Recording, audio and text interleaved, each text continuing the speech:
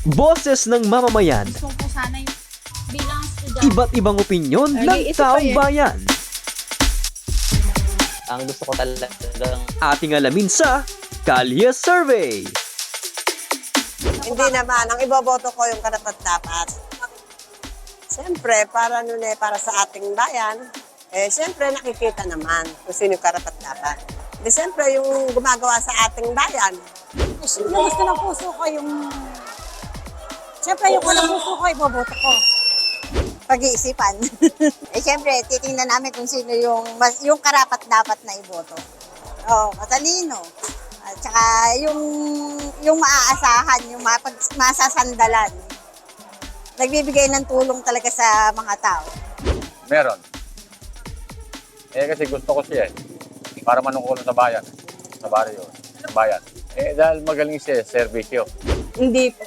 Kasi ang mga artista sila, iba yung mundo nila. Iba yung mundo lang sa politika. Kailangan marunong gumawa ng batas kapag sa politika. Kasi artista lang yan puro sikat, ganun lang sila.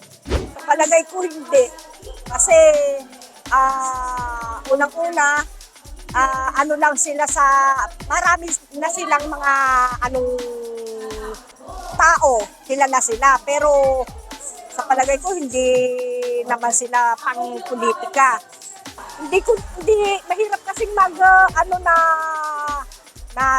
natukuyin kung ano talaga yung dapat lang nilang gawin. Sana yung may talagang tapat yung mga inaano nila, sinasabi nila na plataforma.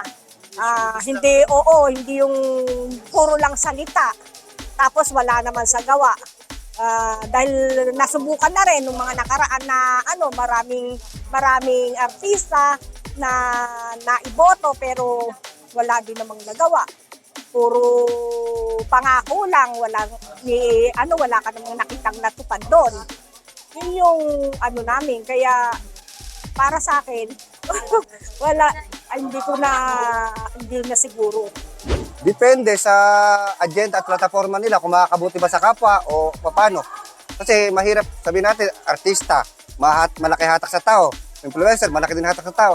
Yung agenda nila, kung ano yung gagawin nilang pagsisilbi sa taong bayan, doon ako nakadepende. Depende po sa siguro. Ano yung nakikita ko na makakapagbigay sa atin ng serbisyo po talaga. Una sa lahat, hindi naman doon mababata yung katangian ng isang magaling na maglilingkod sa bayan. Wala naman sa kasikatan. Hindi naman natin kailangan yun. Una sa lahat, kailangan marunong siya sa batas, tapat siyang maglingkod, at mapagmahal siya sa mga tao. Boses ng mamamayan, Gusto ko sana yung bilang estudyante. iba't ibang opinyon ng taong bayan. ang gusto ko talagang Ating alamin sa Kalye Survey.